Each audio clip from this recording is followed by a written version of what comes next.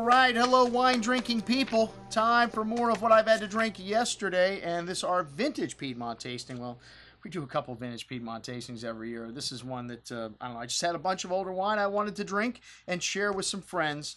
And, man, when I've got 97 Pura Canubi Barolo in my stash, I've been chomping at the bit to see how it's been drinking, and what a better time than to share it with people that love the Piedmont wines and open up 8 or 10 other wines. We started out with Barbera, which Barbera, another one of the other red grapes they grow in the Piedmont, and for me, I love Barbera, and the best examples of it, like the ones we had on the table, the Quorum, the Isuma, very age-worthy, and the Altari Larigi, also surprising, got several votes for first place, and the Insieme, a blend of Nebbiolo Barbera with a little bit of Cabernet Merlot from Carino, didn't get any votes for first or second place, I don't think, from the crowd, but a really nice little wine. And these Insieme wines were made to, well, all the Mark DeGrazia boys did them. Super Piedmontese blends, 300 case productions.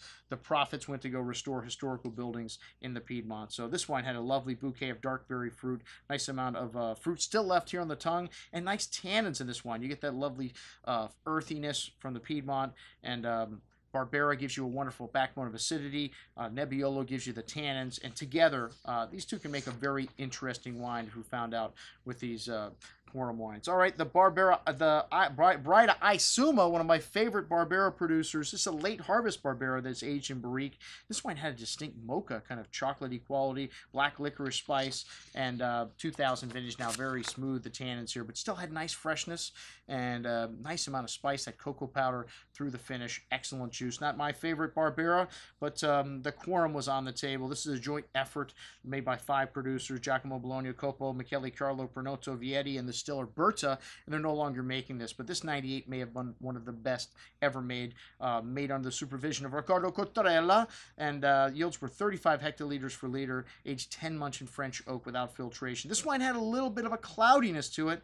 Could be because I just got it from my stash this afternoon, but a little bit of a dried, smoked, meaty character, a lot of exotic spices. The sediment, somewhat off-putting, but the wine still drinking beautiful. Had a plush, velvety texture, still had a lot of fruit to it, most excellent juice, as was the Altari Larigi, a single vineyard Barbera. This wine, incredibly complex still, 99, a very structured vintage, and a lot of dark cherry fruit, black truffle, dark spices, wildflowers, herbs, black licorice, and still pretty big here. A lot of structure on the palate here, long layered finish. This wine's got a weird grapefruit kind of citrus nuance coming through it as the wine opened up, but not my first time I've had a grapefruit from a wine from the Piedmont. Really long layered finish, most excellent juice.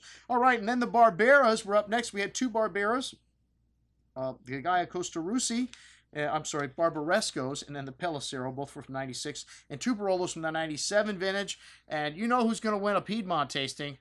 The Barolos, baby. I mean, the 96 Gaia Costa Russi was absolutely stunning. Most excellent juice, as was the Pellicero Vanuatu, maybe a little bit lighter, but the Vanuatu is one of the most prestigious vineyards that the Pelliceros have. It was first bottled in 1960, and wow, this wine has got a beautiful bouquet. You get that truffle, the red cherry fruit, and just an incredible array of texture on the tongue, too. This wine, very silky, and maybe showing a bit of oxidized fruit there at the end, but an outstanding wine nonetheless. As was the Costa Russi. This is a 10-acre vineyard, and a good amount of black truffle to the nose here, dark spices, tar, dried flowers, really classic Barbaresco notes. Wonderful structure and depth here. This wine still has some tannins, but mellowing out, and a good amount of dark spice and truffle earthy notes through the finish. Most excellent juice. My favorite wine?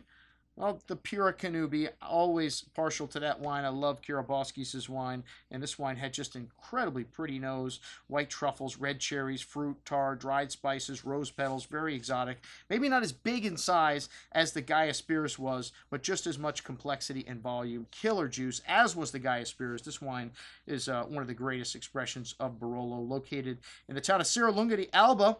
And wow, a good amount of dark cherry and fresh fruit, forest floor-like aromas, dried flowers, truffles, very complex, and wow, still very big. This wine still needs some time. It was, by most people's scorecard, either the first or the second best wine of the night. Killer juice, as was everything we had at our vintage Piedmont tasting. We don't have much to sell, but whatever was available, we'll put the price on here. Everything else, for scientific purposes only, was opened up. I'm your host, Andrew Lampasoni, signing off for the Wine Watch, saying remember, always drink the good stuff first.